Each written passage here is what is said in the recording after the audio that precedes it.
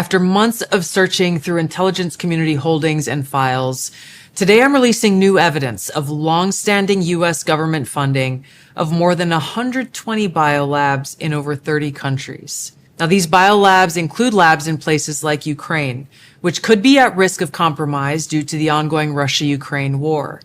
In fact, the intelligence community had previously warned that a U.S.-funded biolab in Ukraine likely housed dangerous pathogens and remained vulnerable to long-standing threats of Russian attack, seizure, or damage. We convened the meeting today because, as Russia is conducting a special military operation in Ukraine, we discovered the truly shocking facts of emergency cleanup by the Kiev regime of the traces of a military biological program which is being implemented by Kiev with support by the United States Ministry of Defense.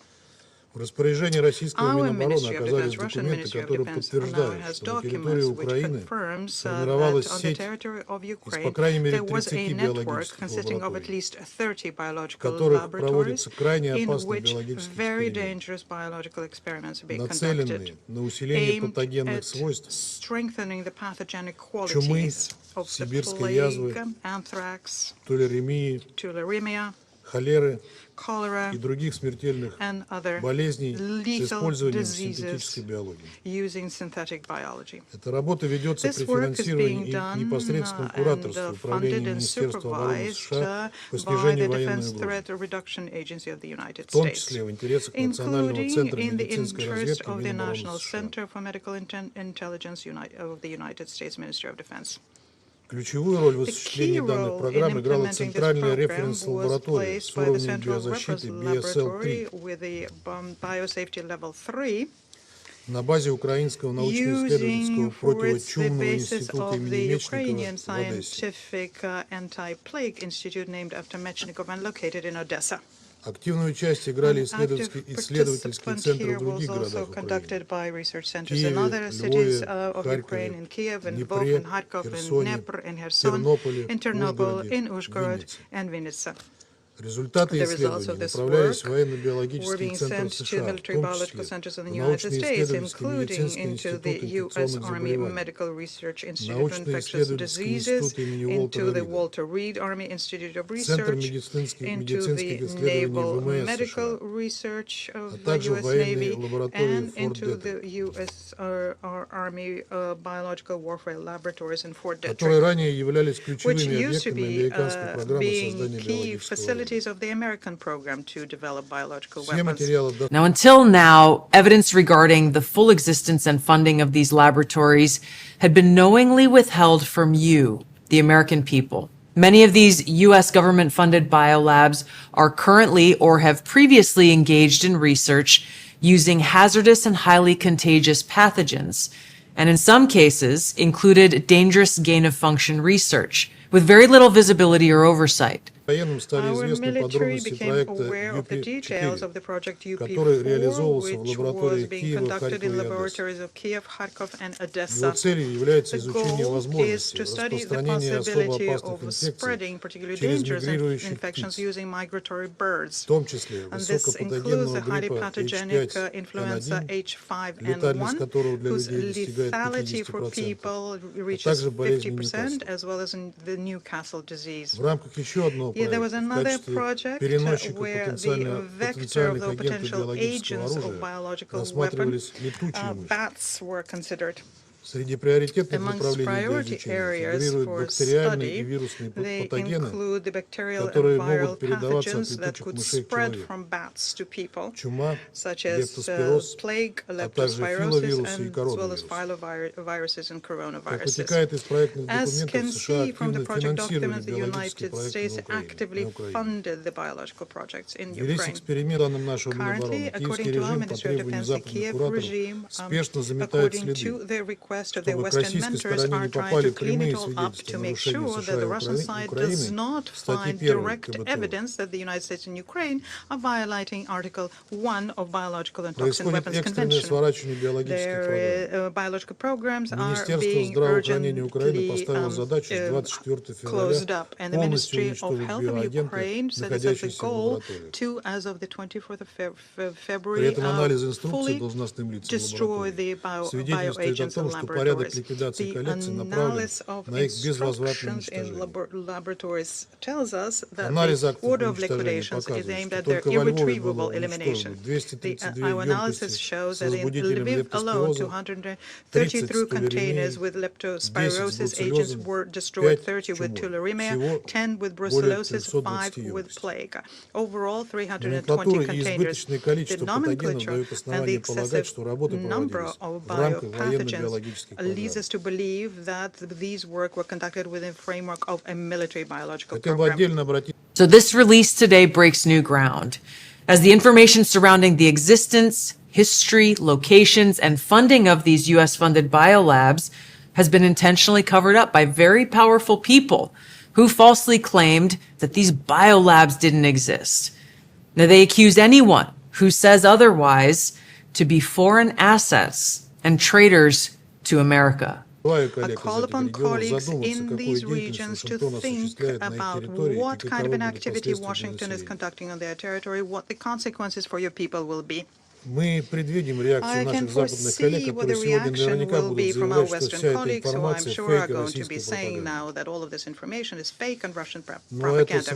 We're learning new details, for example, on clinical trials that are underway at these facilities and that are raising significant ethical, financial, and security concerns regarding the supposed public health initiatives and U.S. national security. Now, despite the obvious potential for catastrophic global impact that research on dangerous pathogens in biolabs can have, politicians and so-called health professionals like Dr. Fauci, as well as entities within the Biden administration's national security team, lied repeatedly to the American people about the existence of U.S.-funded and supported biolabs.